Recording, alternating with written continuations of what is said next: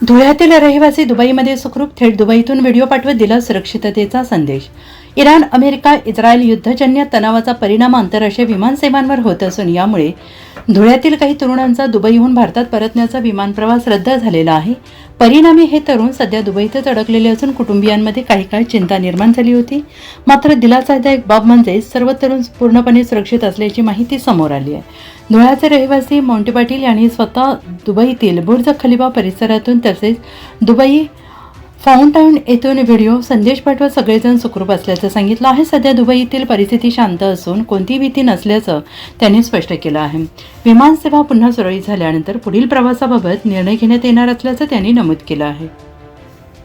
नमस्कार मित्रांनो, आज 3 तारीख आहे आणि आज आमची कालची फ्लाईट होती ती फक्त पोस्टपोन झाली आहे। फ्लाईटचं माहीत नाही, आम्ही आहेत आणि इथं पण सेफ्टी आहे, काही अडचण नाही। आपण बघू शकतात फाउंटन शो आणि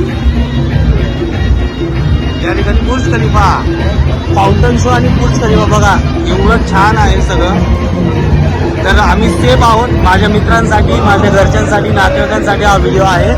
तर सगळ्यांनी निश्चित राहा। फ्लाईटची जशी व्यवस्था झाली आम्ही परत येऊ आणि हा सुंदर असा नजारा आपल्या सगळ्यांसाठी। आणि हा फाउंटन शो आपण गर्दी बघू शकता, एवढी गर्दी आहे, हजारो लोक या ठिकाणी आहेत आणि मजा येते। Bye bye.